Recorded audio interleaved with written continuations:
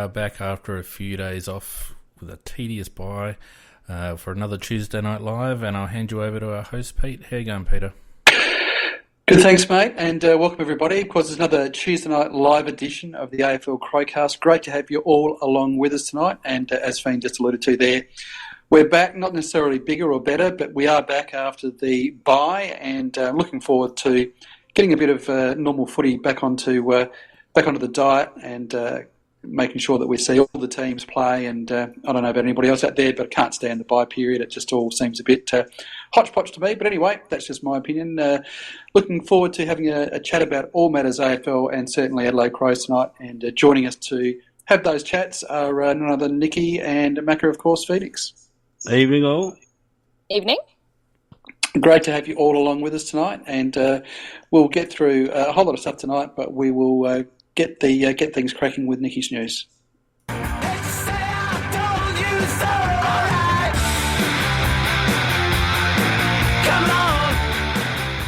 it away, Nikki. All right, so I think the biggest news that's come out today is we've finally got the CBA signed off. So basically what's going to happen is that the salary cap's going to rise from 10.37 million per club to 12.45. So there's a 20% figure, which will happen next year. But then after that, we get rises of 1.2%, 1.3%, and then 2% for another 3 years after that. So it's not linked to revenue at all? No. It's a set percentage, is the way that they're doing it. Interesting is that all AFL tribunal fines will now be part of an annual contribution to $250,000 towards concussion research. And some interesting things about some flights, which we've never really heard of before, is that the Western Australian clubs will receive 12 business class airfares per flight when doing the east-west travel. And Category A rookies. So the normal rookie list, we'd heard noises that the rookie list was likely to be abolished and it was going to be an extended kind of playing list. But instead what's happened is that Category A rookies will still remain with those same sort of amounts per salary, etc., but they will not need to be upgraded. They can just actually start playing. So if they're on the Category A list, they're virtually an extra player that you can play. That's what it seems to be. Okay. And the other thing you said it wasn't related to percentage. Channel 7 reported it as being a maximum of 28%. I think if you add it all up, it will be. I thought I heard somewhere that it was linked to revenue. Yeah, 28% of revenue. That's what they said on 7. Now, I'm just reading through what they've put out from the AFL, and this is on the AFL site, and there's just a flat 20% figure. Of what? On what was last year. 20% increase. Oh, yeah, sorry, 20% increase. Yeah, okay, yep. And so it's a flat rise. It's not linked with revenue at all, which I know clubs were concerned about. It's that flat amount. So they get, I think that what they did was they gave them the bonus of the big rise next year, and then there's some minimal rises after it to placate some of the players. Yeah, I think what probably is the case is the fact that Nicky's quite right, that the 20% is totally based on last year. Then they're talking about for the next 5 years after that, figures like 1.5%, 2%, 1.5%, etc. And I think what they're really saying is that at the end of the day, now they did say on the Channel 7 that is 28% of revenue. Maybe it's either that or it's a total 28% increase on this year, and I'm not sure which. I think if you add it up, the 20, because it's 1.2, 1.3, and then 3 lots of 2. So that's probably how they got there around their 28%, but they obviously might need to learn how to comprehend. The other thing that was very interesting was that restricted free agency is gone. They're all now free agents. They're unrestricted. But not only that, there's this new portability clause that they're still hashing out. Yeah, which I don't like the sound of. For me, and we discussed it the other week, is that if you're going to do something like that, there's got to be some give back to the clubs as well. The players can't have all of this power. Well, theoretically, that's true, but there's no mention of it in any of the stuff from the AFL. All we're talking about at the moment is three options. One being that free agency for life. So once you're a free agent, even if you move, you remain a free agent. So every time you come out of contract, you're entitled to a free agency move. The alternative is that free agency is portable, meaning that if you move clubs prior to your 8 years or whatever it is, your service is concurrent. So basically, if you've done 4 years at the Crows and then moved to Geelong, in 4 years' time you become a free agent, not 8. Yeah, I think that's stupid. I think the whole thing is stupid. It really puts the clubs in a terrible position. Imagine having Hawthorn having to sign someone like a Frawley on a 5 or 6 year deal just to certify his service, rather than signing him on maybe a 2 year deal, just out of fear that they might lose him again if he happens to have a couple of good years. Well, from a club point of view and even a supporter point of view, largely we would like to see players fairly restricted in their movements, unless we're trying to get a player from another club, of course. But from the players' point of view, what they've been pushing for and looks like they're going to get is an ever-increasing ability to move from one club to another. And as you said then, Phoenix, I think what they're going for is far too much, really. But I think if they don't get it now, they'll get something, and they will ultimately end up getting what you were talking about. I think for me, I didn't look at it too closely, but the most important thing was this evening that I saw a tweet from Phil Davis, who mentioned in his tweet that everyone will soon see that the new CBA is really for the good of the game of football in its totality. And given Phil Davis's history, I feel much more comfortable, because we all know that Phil's never been about the money. He's never been about the grab. All for the good of the game. It's all for the good of the game with Phil, and we know that because he's lived it.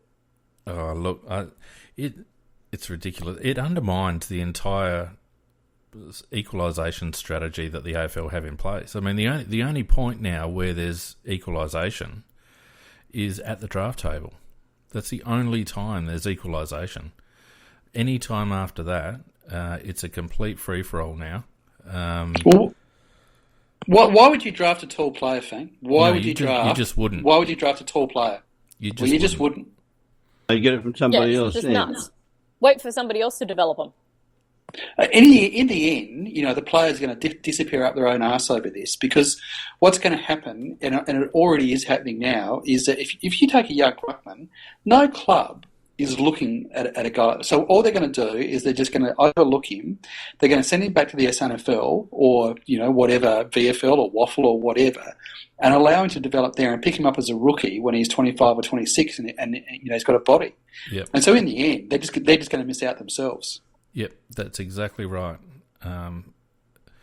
The draft is going to become a midfielder's allocation.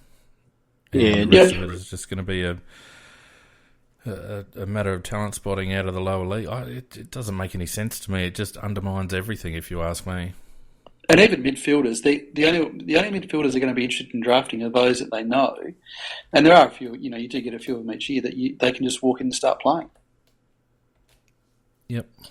I think it will depend, though, for some clubs is their development that they want to do on those players. Will they trust them going back to those lower levels? And as we've seen, particularly with the SANFL, that there's not a lot of money coming back for those kind of development programs.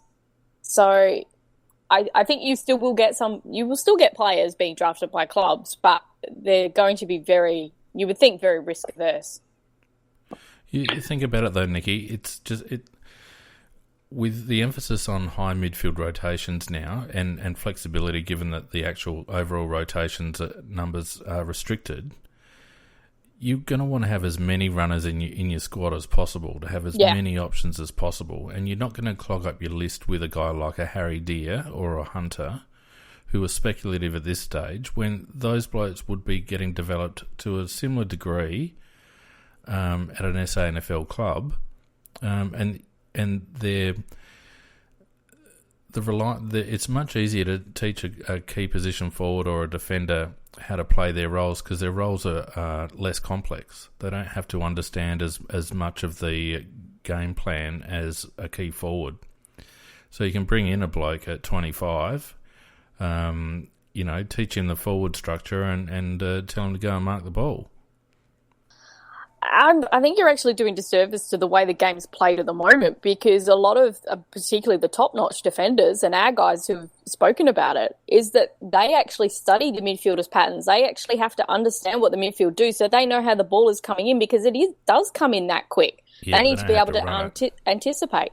They don't have to run it, but they need to be able to see it. And you need to figure out whether a player can actually cope with those kind of learnings or not. So I think you guys are a little bit doom and gloom. It's not going to be that bad, but I can see that there will be some changes in terms of speculative picks, as you said. One interesting thing is the fact is it's not going to apply at the end of this year. It's going to apply for the year 2018. So Dustin Martin, Nat Fyfe and anybody else who is a restricted free agent at the end of 2017 will still be exactly that at the end of 2017, a restricted free agent. No, I don't think that's right, Macca. I think it is going to be applying. One change will be made to free agency before the end of October under the new collective bargaining agreement. I think it's actually going to apply from this season. Joe, I'm reading this from the AFL site. Yes, I just read the start of the article. One change will be made to free agency before the end of October under the new CBA. Said restricted free agents in 2017, such as Richmond's Dustin Martin and Fremantle's Nat Fyfe, remain in that category, meaning their clubs can match any offer made to them from another club at the end of the season.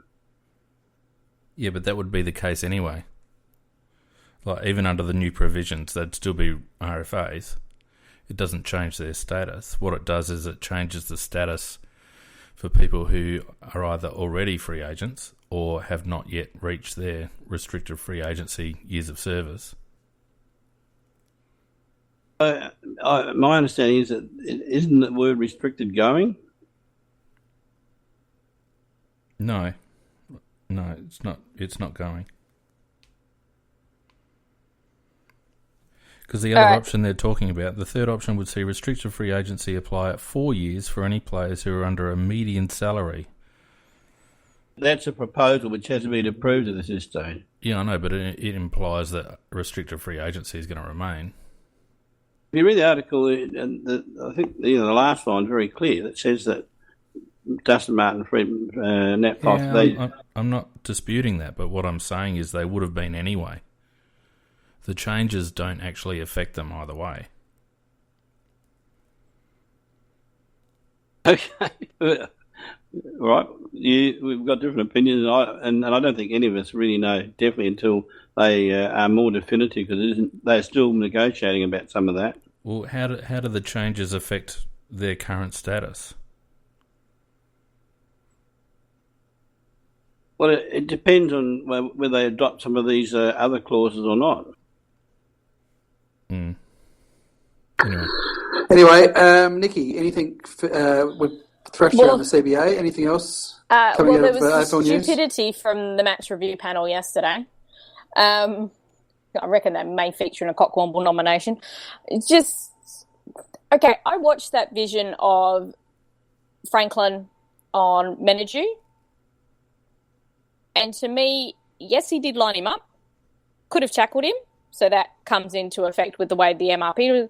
But he got him in the side. He didn't get him in the head at all. And yet, ridiculously, they said he got him in the head, but he only gets a fine. What? Yeah, I didn't think he got him in the head either, Nick, when I watched it. I thought, and they actually slowed it down. They showed everything. To me, he actually did everything right when you're in that instance of you're going to hit a play. He did line him up, yes. but he went for the side. He didn't get him in the head. Then there's Brad Scott arguing that when you're falling forward, that Selwood was just trying to brace himself. Well, that's ridiculous. Considering I've actually coached gymnastics, which means I've coached people how to fall, you do not fall with one arm bent and one arm straight. You go down with both hands out ready, or you go down with both arms. Both arms do the same thing. The fact that he had that one bent, that was intentional. It's not Chris Scott's fault, though. He's the coach. He's not going to come out and say, they should have pinged him again. He's obviously going to come out with whatever bull that he can to get his player off. It's really it's the MRP that needs to be criticised of the way they're looking at these things.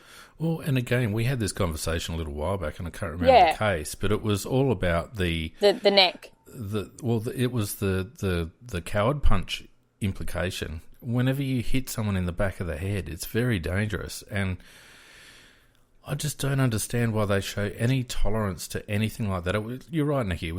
In my eyes, it was clearly intentional, and he got him with an elbow on the back of the head. And Mitchell was not happy straight away. I mean, those two hate each other's guts. Yeah. Which is great to watch on a footy field because they niggle back and forth. But that was a dirty act.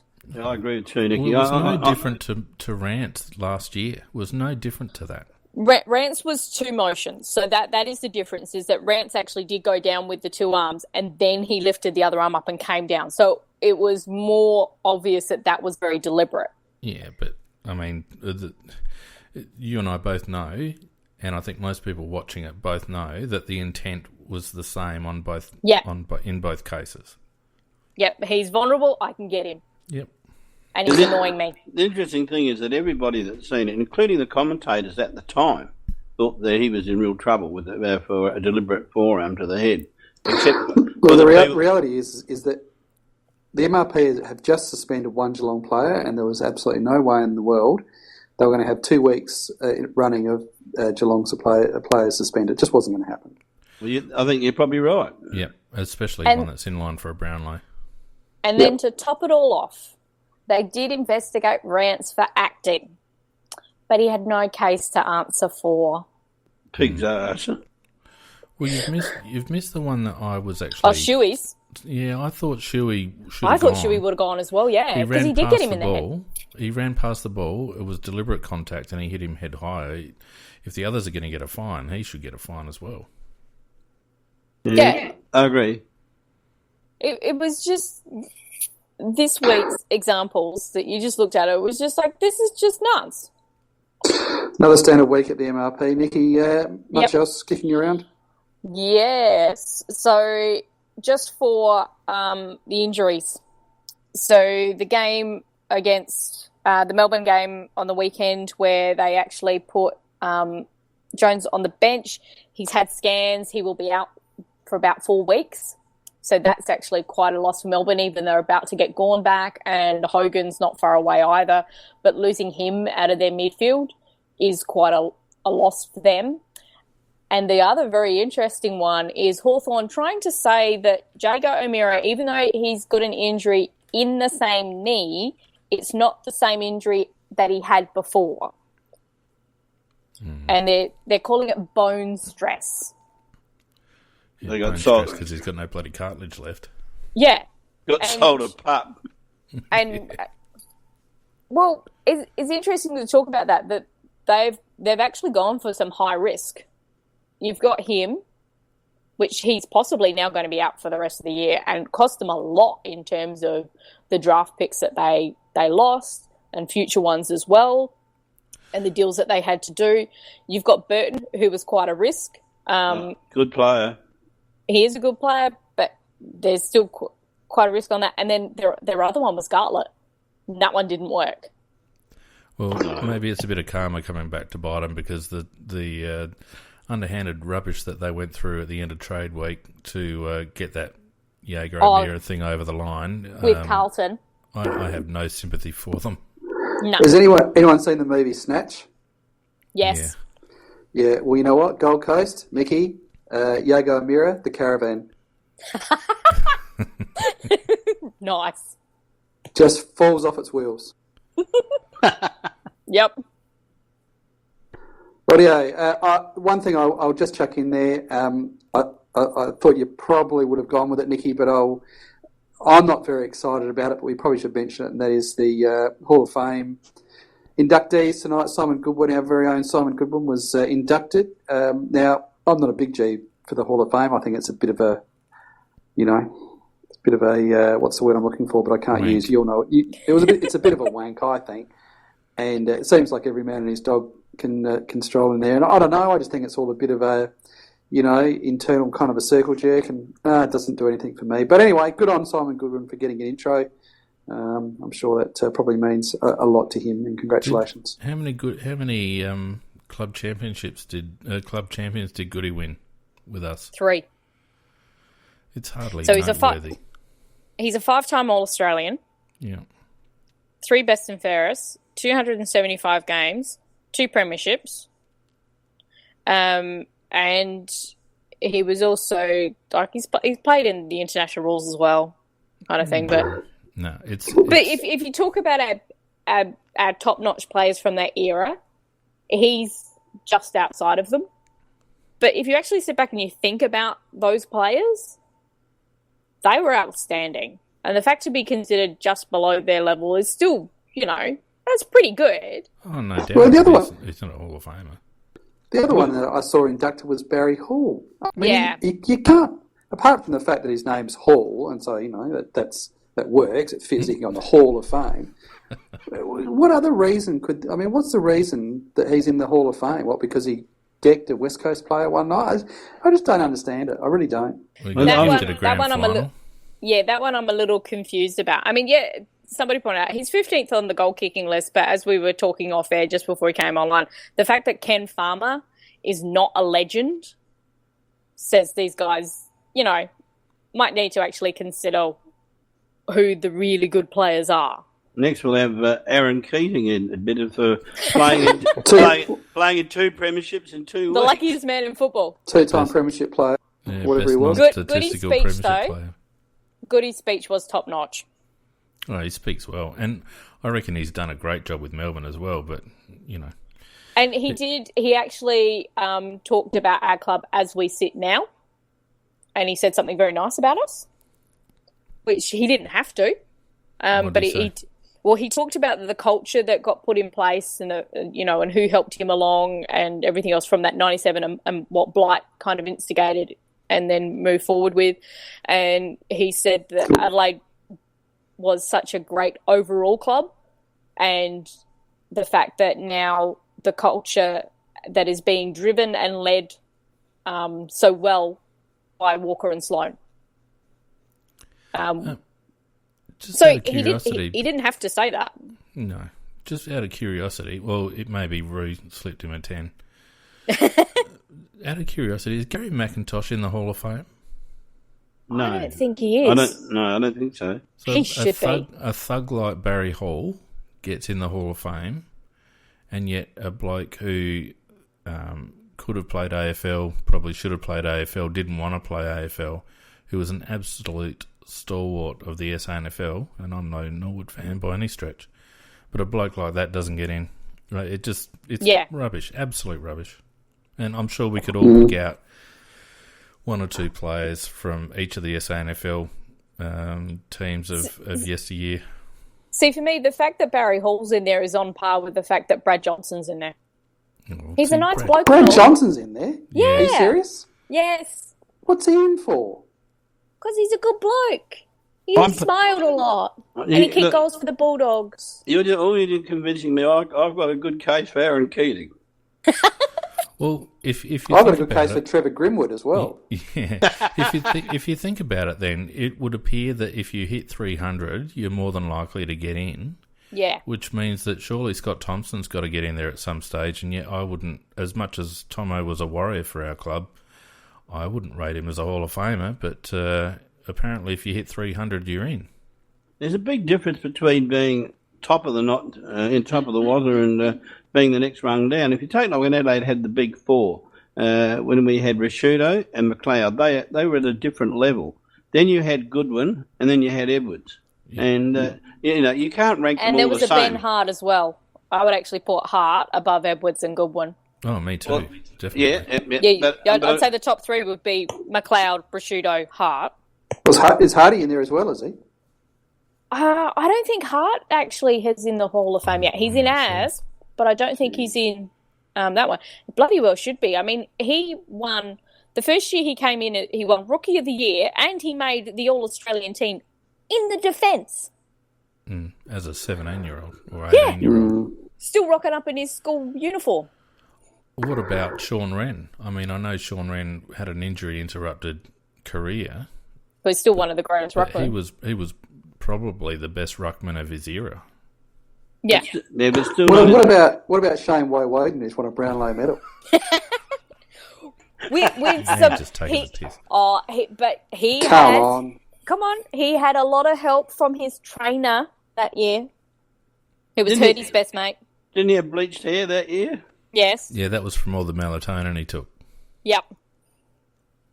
Just on a slightly different note, did you guys see the video of the nasty incident for poor Michael Barlow when he broke his leg? Oh, I was actually upstairs and I had the I did.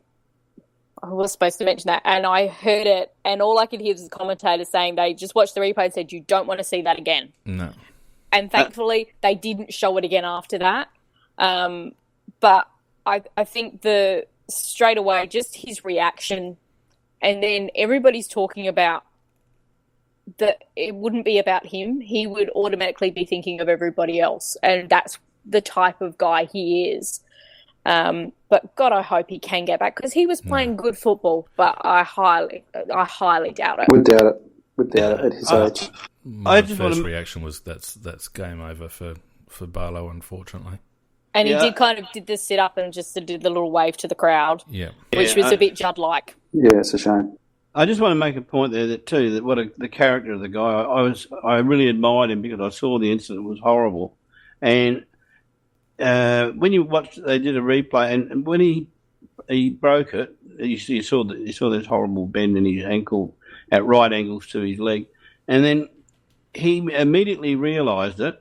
He sat down, straightened the ankle, lay down on his back, and put his arm up, calling for the runners, and just lay there calmly. He knew what he did, and I thought he was very, very brave, in that situation. He was sucking on that whistle pretty hard when they were taking him off. it was sore, but he was just like, "Nah, I know what to do. Been here, done this before. This is how I get it better." And I feel very sorry for him, and I do genuinely hope that he does get back if that's what he wants to do. Well, and Gold Coast not having too much luck with their senior recruits. They've had Deledio, having old man calves.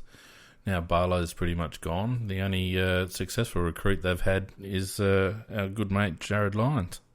A bit of irony there in the sense that they got rid of a pup when they saw him with O'Meara, and they bought a pup in Deledio. Yeah. Delidio's gone GWS, hasn't he? Oh, that's right. Yeah, Delidio's at GWS, and they also had some injuries in the bye. Oh, yeah, okay, yeah, so a different team. But as you mentioned, terrific to see Jared Lyons doing so well. Was absolutely screwed by the Adelaide Football Club and treated appallingly and given away for a packet of chips. And very good to see that he's now up there and doing well. So good on him. Taking his game to another... Who would you rather have, Jared Lyons or Richard Douglas? Oh, at the moment. Douglas. At the moment. Gee, that's a hard one. Lyons is in better form at the moment, no question. I think I'd pick Lyons, to be honest with you. I think his output is better, and I think his value for disposals is better than Dougie's. Dougie's burning the ball, even though he had a good game last week in terms of getting it, but he certainly turned it over a bit. Yeah, similar kind of players, aren't they? In a way. Yeah, I think I'd rather have Lyons.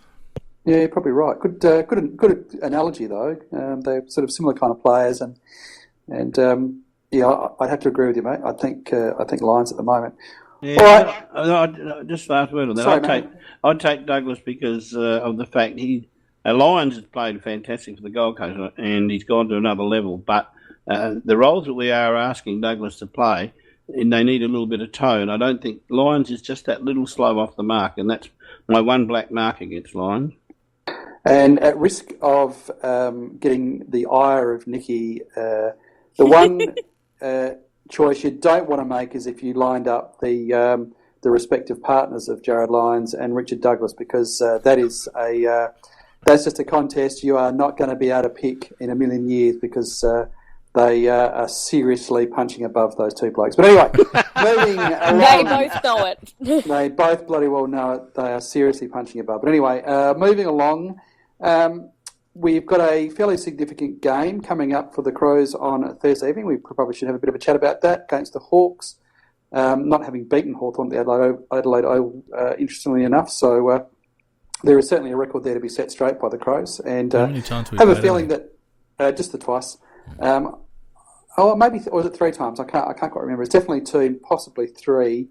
And I was to say, Hawthorn, I would imagine, would be looking to turn around that appalling performance they put in against Port Adelaide a few weeks ago, where they didn't score a goal in the first half. Can't see that happening on Thursday night. I think they'll be a bit more switched on than that. But I guess first of all, we could probably have a look at the Adelaide team in terms of composition and who we think might be the ins and outs. Yeah, that's a big one, because we've got a lot of players coming back from injury, and there's about 4 coming back from injury that will be available, and it's a question of how many they want to take a risk on, if any. I think Gov's probably the one definite. The others, I think, probably Brown could, because we know he can come straight back in. He will. But I think Seed still needs another run. Yeah, I don't think Seed will push past Beach at this point. He might eventually, but just at this point in time, I don't think he'll push past him. I think that Luke Brown's an automatic in, if fit. Automatic in. And I'd be very surprised if McGovern didn't come back in based upon his performance a couple of weeks ago down at the parade. Well, that's the question now. But I think in ins you're looking at Brown and McGovern. So I guess in the gun you would have to say would be Kelly as a defender. You would have to say that Otten's in the gun. I don't know. Who else? Well, Beach is the other one, last man in. And possibly Beach as last man in. Well, Otten's I would say definitely, because he was playing McGovern's role, so that I think that's automatic. With Luke Brown coming in, I don't think that really makes much difference to the defence side of things, because Kelly was playing the same when Brown was in before. I think that the difference is that Beach is, as you just said, is the extra man, I really would like to see Beach have another game, but maybe you just delay that one. I don't know, but I think they will bring Brown in. I think they will bring McGovern in, and that's going to cause a problem, isn't it? Well, if we look at that structurally, and bear in mind that I've got John in one eye and Beach in the other. So, but let's look at that structurally. And if Beachy comes in for a McKay as sort of and he played purely on the wing in the game against St Kilda. He didn't play any other role. He was just purely a wingman. And so, if you're going to have him as first out, how do you reshuffle the side? Well, PJ Crow's actually mentioned something in the chat, and that's what I was just about to raise, because Pikey in his chat on 5AA did actually talk about how that there is the possibility of us going down a tagging option, and we know that when we've actually used a tagger twice, it's been Brown. So that could actually mean that Dougie's in the firing line. Yeah, the thing about that this week, though, is that Hawthorn are quite small up forward, and I think we're going to need Luke Brown down back. Yeah. I'd be thinking maybe Jake Kelly might be an alternative for a tagging role as well, given his limited offensive skills, but he's quite competent from a defensive point of view.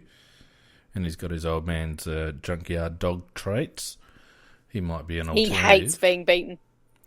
So and he loves to be a pest. So, I don't know whether Raw Atkins did enough last week. He did a little more. No, I don't think he's under the gun. And of course, D-Max had his rest, so he's probably due back in. No. Hey, we said it before. No, look, no. They finally had the courage to do it. They've done it, so just leave it. I think the question becomes: Can you play all of Mitch McGovern, Andy Otten, Josh Jenkins, Taylor Walker, Jake Lever, Daniel Talia, Kyle Hardigan? I mean, you play all of those guys in one side. No, you can't. And Andy Otten is automatically out, and he's been fantastic and done a great job in whatever role he's been asked to do. But he is that only that sort of swingman to cover the positions at the moment because he is a little bit on the slow side, and unfortunately, you thank him and out he goes. Well, you mentioned someone there, Hardigan, Pete, and given the makeup of the Hawthorn forward line. Pardon me. Not that Hardo's been in great form, but he's been okay. But I just wonder whether for team balance he might be the one to drop out. His form hasn't been that good either in the last couple of games. But I still don't think he's going to tinker with the side too much. I think that it's just more a case of getting the balance right for not just this game, but all the games. I tend to agree with you. What about Millera? No. See, I think he showed a bit more. Yeah. He was week. actually quite nice against the Saints. He did more than Atkins did. Oh, Atkins had 25 disposals and played pretty well, I thought. Did quite a bit. I mean, first half. Miller had 14 touches and bad call he had, Pete. Yeah, fair call, Macca, fair call. But the rest of his game his second half was very good. He obviously got a rocket stuck up his backside at half time, and rightly so. But I thought his second half was good. Has Miller had a game over 15 touches? No, not that I can think of. Look, he's one that could definitely have a rest. We've done that already with him. We like our outside speed, and I don't think that they're going to drop Miller because it might make us a little bit slow. Look, their selection policies have been conservative all year, so I would think that it's going to be a straight swap, Otten for Gov, and I think that probably Beach will come out, and we might shuffle around, pushing Brodie Smith up to a wing, and having Luke Brown back in defence, or maybe a Richie Douglas back onto a wing. Yeah, I think that's what will happen. No, I think that's realistic. I think the only other option is Kelly. Really, it's either Kelly or Beach. I think. Yeah. No, he will be one of the guys on the bench because that's what we've actually did at the start of the year when we had Smith in, we had Ladd in, we had Brown, and we had Kelly. And even when Lever came back, we were still playing all of those guys in the team, and one of them will be on the bench. And when one goes off, that's the other one that comes back on. And we were rotating those ones through. So we always had quality defenders around that back six. Yeah, we do rotate the defence as well as the other positions. What have we been doing with Brown not in then? That's where Dougie was going back. Correct. And then we've also, with the tagger, we've actually put Sloan back there as well for the last two games. Put who, sorry? Sloan. Well, yeah. I'm glad you raised that because that's sort of annoying me at the moment in the fact that we've got a very quality midfielder in Sloan who is being having the tag being tagged very, very tightly, and I think also illegitimately as well. And I just think he should be persevering, and we should be developing ways with the other players to help him, and so put to the point where he can handle a tag like some of the other star midfielders do, not just give up and put him in a back pocket. I think we're pushing shit uphill with that, Macca, because everything that I've heard from the club, players, coaches, whatever, none of them have suggested that, well, they've all suggested that the other players need to be concentrating on what they're doing and Sloaney has to work it out for himself, which I completely disagree with, but I just don't see a situation. That's not what I've heard recently. Oh, that's what I've heard. I heard that last week. I can't remember the player, but it was definitely said by a player last week. and it might have even been Rory, that we need the other midfielders to concentrate on their roles. Well, sorry, you can do that, Phoenix, at the same time as you can actually put in blocks and, in other words, I agree with you, mate.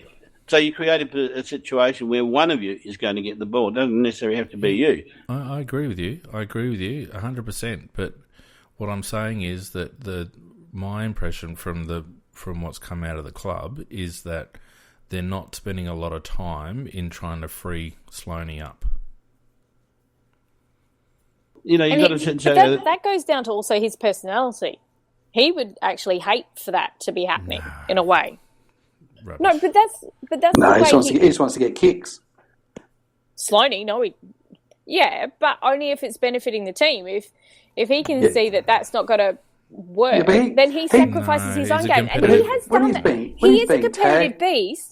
But he will happily sacrifice his own game, and he has done that throughout his career. Yeah, and that's fine, Nick, but we need him to be... He's our number one midfielder, so we don't need him to be sacrificing his game.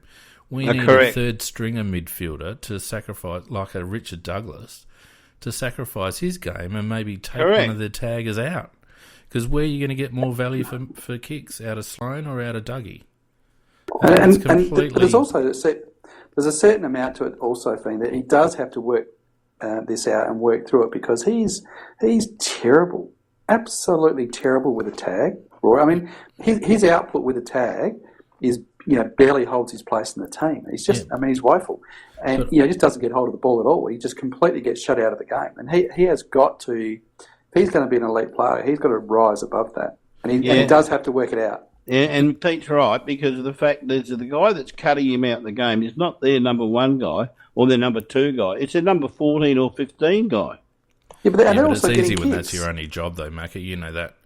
If your only job is to stop a bloke, then that's an easy job. No, but against North, was it Gibson? He got 20-odd possessions. Yeah. They're working off him and they're getting kicks as well. He's terrible in that situation. He's a great player, don't get me wrong, but in that situation, he's not working through the tag himself, and he's also getting worked off by his tagger, and they are picking up possessions and hurting us. Yeah, Gibson had 28 possessions, I think. 28 possessions, and he shut Sloan out of the game, if you don't mind. It gets back to the point where we all know Rory's a workhorse and a gut running midfielder. I don't know whether he's the type of player that can shake a tag like that. I don't know whether it's part of his repertoire. You see blokes like Dangerfield and Selwood and that just basically power through those situations because they're very in close. Rory's a runner. He'll run hard and he'll contest when the ball's there to be contested, but he's not really your in and under type like a Selwood or a Dangerfield or whatever. And I just think maybe we're actually we're utilising Sloan in that sort of a role simply because we don't have anyone else of the same class. And whereas before Sloan flourished when we had Danger in the team getting in and under, I just think we're asking Rory to maybe play the wrong role. I don't think he's the type of player. Don't forget, he's a number 60 or whatever in the draft of his draft year. He wasn't rated as a gun midfielder. 40-something. And his biggest asset is his work rate. He's not overly fast. He's not overly powerful. He's okay in the air, but he's just a workhorse, and that's where he gets all his kicks and all the kudos that comes his way as a consequence. But is he that powerful inside midfielder that can shake a tag through sheer will? I don't think so. Well, he should be because... he can't be something he's not. No, but Phoenix, he was the favourite for the Brownlow medal, so he's not a hack. He's not just a workhorse. He's got no one was touching him when he was in those first few rounds. Macca, he's now getting sat on, and yes, he needs to work through it. But what I'm saying is, I think our expectations of that happening are a little high, and perhaps whilst Rory is a really good player and we all love him, maybe we're overrating him in that aspect of the game. Have you watched Josh Kelly of the GWS? He can be a contested player, or he can be an outside player, depending on what's happening to him at the time. And they put players on him, and they tag him, and they hold him good. I couldn't give a flying fuck about Josh Kelly. He's a first-round draft pick, and his name isn't Rory Sloane. We're talking about Rory Sloane. Yeah, but he works. But he finds a way to work He's a different player, Macca. We're not talking about someone else. We're talking about Rory. I think that almost supports Phoenix's case there, because really, when you see a kid like Josh Kelly, who has got so much talent and so much class, he just finds a way. And what I think the point is, and which I tend to agree with, is that Rory doesn't have that level of class. He doesn't have the level of class around him like Kelly does as well. Yeah, and that's a good point as well, Nikki. And that's what I was getting at. That Rory flourished when we had a bit more class in the midfield, like a Dangerfield. And now he's being asked to do things that it's not in his skill set to do. It's not in his physical makeup, and I don't think it plays to his strengths to try and get in and under and break a tag. He's a gut-running, inside-out midfielder. Yeah, but look, we've got Greenwood now, who I think he's going to be our in and under king ultimately, and he was outstanding, I thought, last match. And you've got both the Crouchers, particularly the young one, Matty.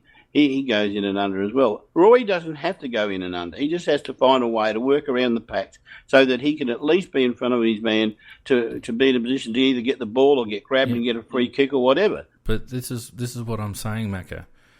We're playing him in that role. Why aren't we playing him on a wing? Why are we playing him in a role that clearly he's struggling with, and we're not getting value for possessions out of him? Yeah, I think that's not such a bad idea, but you play him on a wing so he's still involved in the midfield tussles ultimately as well. So that's not a bad idea, and I would support that.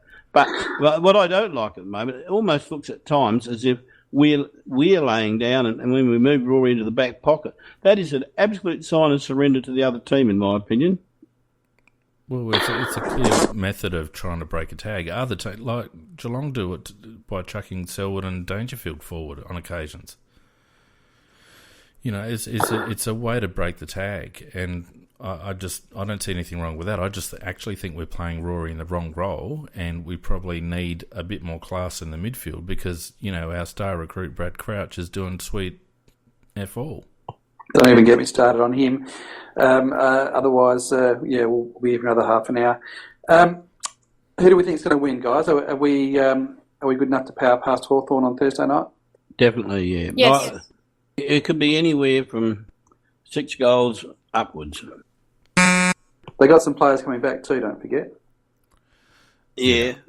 But they're still going to shit house. I'm going to say 6 upwards. I expect Hawthorn to come out and play pretty dirty. So it'll be interesting to see. And that's what we need. Well, it's what we need, but it's not what we can handle. It's going to be interesting to see how Clarkson plays against us, given that there's the quote-unquote blueprint, and Hawthorn are pretty good at unsociable football, and they don't have much else in the magazine at the moment, apart from that. So I'd expect it to be a little bit tougher than people expect. They've got somewhere between 6 and 8 players that have played somewhere between 0 and 50 games in their side, and as somebody remarked, that they're reasonable young lads, but they're not outstanding young lads, with one exception, Burton. And there's not at this stage they can't see great futures with these lads, and so what I'm really saying is that they're learning their trade. That they're not going to make big contributions.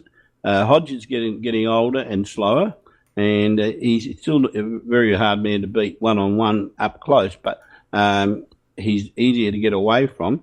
And Ruffy up forward, he's not doing as good as he used to do. They're just not the same side they used to be. Well, they beat Sydney a couple of weeks ago, and they're the only team that's beaten Sydney in about the last 6 weeks. So. And how'd they do that? Through pressure. Yep, hard pressure, hard physical pressure, and hard tackling. They can do it. No, it wasn't pretty, but they can do it. I tell you what, just speaking of the younger players, Ryan Burton, as an aside, Geez, we missed the bloody boat there, didn't we? Oh, my goodness me. Big blue. That is now looming as a really, really bad drafting error. I was at the Parade a couple of weeks ago, as you were, Nicky, watching Tom Duday play, and, he was okay, and I've seen him play a few games where he's looked quite good. But anyway, here we are, year 2. Doesn't look to be anywhere near a debut, and I just in the times I've seen him, I see some good stuff. But tell you what, I don't see anything like I see what Ryan Burton is producing at AFL level right now, and that is looming as a dead set stinker. But the difference there, though, is you have to put it in context. Is who has Burton gone past to actually get into the defence at Hawthorn? Who does Tom have to get past and to get into our team and the team? No. He's got to get past Lever or Talia. That's not going to happen. But he's not. No, he's got to get past Kelly. He's got to get past Kelly. The door he's down, not playing Nick. Kelly's role. Nick, he's not knocking the door down in SANFL. He's a number one. He's a first-round draft pick in his second year. Nicky. Ryan, come on, Nicky. Ryan Burton is an out-and-out gun in the making. Yep. And we could have taken him quite comfortably. And look, the last 2 seasons, Ogilvy has stunk it up with the first-round pick. Yeah, this is going to go down as one of the major shitters, I think. It's okay. We've done really well with a lot of drafts. There's no shame in putting your hand up and saying, look, we got one wrong. John Halbert is another inductee into the AFL Hall of Fame. There you go. That's good. The Baptist, good on him. Nicky, so I've gone to school with one of them, and I've coached his daughter. I didn't know that school with Barry Hall. No, I went to school with Simon Goodwin. Oh. Very tenuous claim to fame, Nicky. I've had some really good chats with John. He's a lovely, lovely man. It was good he gets in, even though he was on the punt. Oh, that's harsh. Yeah, you can say the same thing about Barry Hall. I mean, he gets in after he, just roundhouse right assaults a player on the field. It did more than once. Peter Cave, remember that one? Yeah. That was Plugger. Yeah, Plugger did that one. That was wrong bloke. Very, very nice deflection that you did there, Nicky. And, well, it's coming up to the hour. It's coming up to the hour, so I like that deflection. We'll leave the Tom Duday discussion for another time, and I'm sure you want to get the Cockwomble. Yeah, there's quite a number of nominees. Okay, let's go. All right, let's do the Cockwomble. Where you go, Nick? All right, so I just thought I would start with Richmond. The entire team after that performance on the weekend, that was just hilarious. So we do kind of have to have the I do like it sometimes when there's a bit of mirth around a bit of stupidity. So Richmond definitely get one in there. I'll tell you who was on SEN this afternoon. I think it might have been John Ralph. Is he a Richmond supporter? I think he is. Oh my God. Was he having a cry about people taking the piss out of Richmond? He was basically saying that even though Richmond were 5 goals up, that, they weren't the better team on the ground at the time, and he wasn't surprised that they got overrun in the end. Jesus, talk about apologists. Neither was I, because they do every week. Well, a nice little flow into there as well, because he was going to get a nomination for on Fox Footy being apparently like one of the best newsbreakers in the game and everything else that they like to sprout, was that he kept telling everybody that it was Mitchell that got reported. That incident on Thursday. No, it was actually Selwood. Yeah. So he stuffed that one up. So well done, journalist. The other one, which I found quite funny, was, now I don't know the 2 players' names, but it was the North Saints game, which was deplorable. But there was, I forget who the North player was who was tagging 44 from St Kilda. He kicked a really nice goal, the Saints player, and he turned around, put the hand up, high fives from your teammates, none of them around. So the North bloke who'd been tagging him and following him around all day gave him the high five. So that one was quite amusing.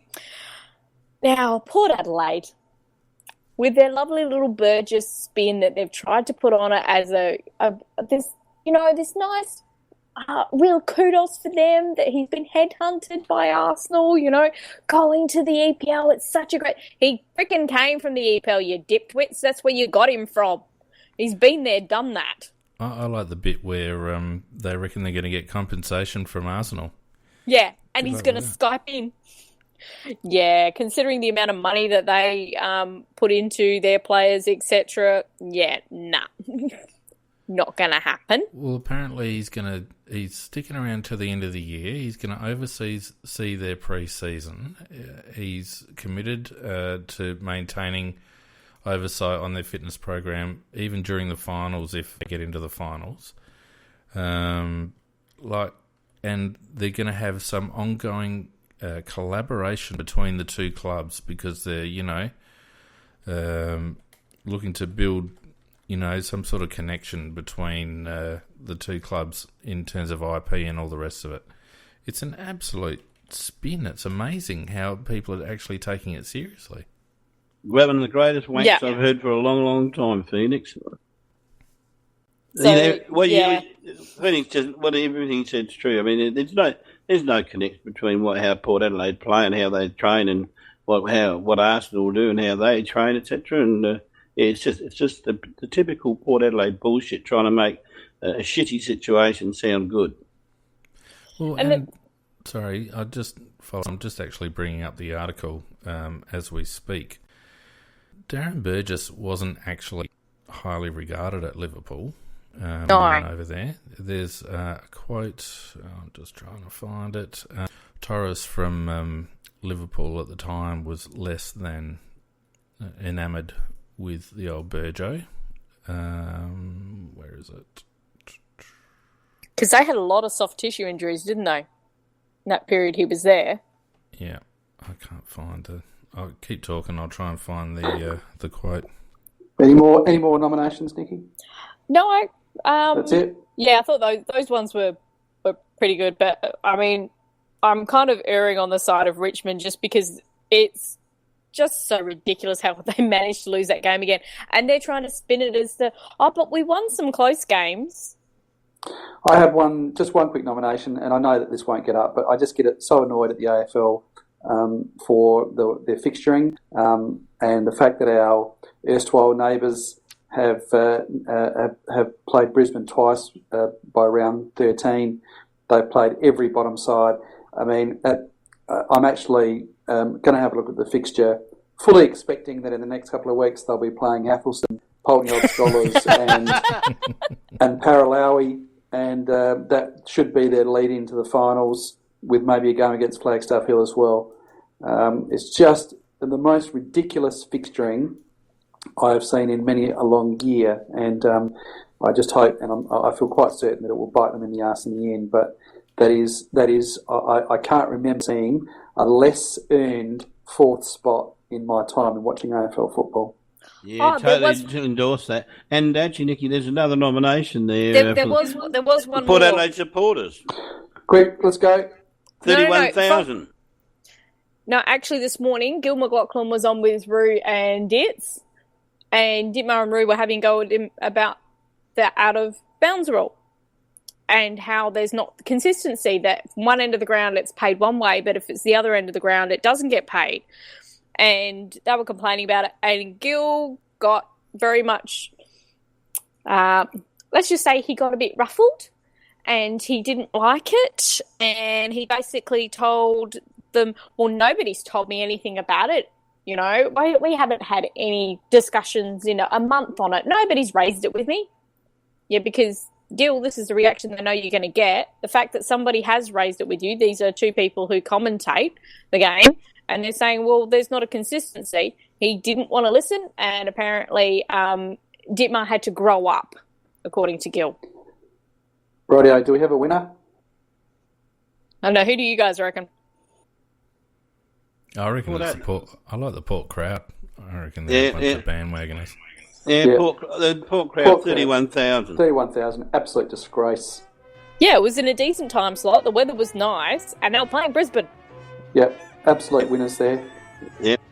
All right, we are just about on time, I think. I just want to take a quick minute, selfishly, to plug the couple of people who have been asking us about the Crows Fan Central website. We are close to getting that back up. We've just been getting a few technical things sorted out, and in the next week or two, that will start publishing again, and it will be led off by some news that we've come across just in relation to, from a very, very reliable source, in relation to both Jake Lever and Mitch McGovern, and so we do have a little bit of info on those guys. And also, I'll squeeze in there a little bit of info that we got on apparently a few rumblings within list management last year over the Josh Jenkins contract, and there was, I think, fair to say, a little bit of support for Josh, perhaps getting the sun cream out and getting a tan up in Brisbane. But anyway, that is a little bit of information that's come our way, and we will kick off Crows Fan Central with an examination of list management last year, and also this year with some pretty, as I said, some pretty reliable information we've got on the respective futures of Jake Lever and Mitch McGovern. So there's just a little bit of a tidbit for you. Fiend, do you want to just give a quick shout out to all of our signs? Everyone, yep. First of all, don't forget to listen to the Crowbar boys when they come on, usually on a Monday. Good supporters of ours, and likewise them, and hopefully we might do a halftime show with them soon. Speaking of the scheduling, because of the Thursday night match this week, we're doing the preview match. Myself and PJ Crows will be on tomorrow night. Scorpus can't make it. He'll be in transit back from Sydney, I think. So me and PJ Crows will be doing the preview show tomorrow night. Obviously we'll have the halftime show on Thursday, and then we're going to wait all the way to Sunday night to do the wrap for the Thursday night show. So preview show on Wednesday, main break on Thursday at halftime, and then the wrap and all things back to normal on Sunday night. You can follow us on Facebook and Twitter, obviously, at AFL Crowcast. And if you're listening to us on iTunes, flick us a review and a rating, and it helps our standings there as well. Beautiful. Thanks, mate. All right. Thanks very much, everyone, for listening tonight. Been a great show. Really enjoyed bringing it to you. Thanks very much, Nikki and Amaka and Fiend, for all your technical support, as always. Any very, very quick saved rounds for 10 seconds? Beautiful. All right. There you go. That's what we like to hear. Thanks very much, everyone, for joining us. Appreciate that, and we'll catch you soon. No. No.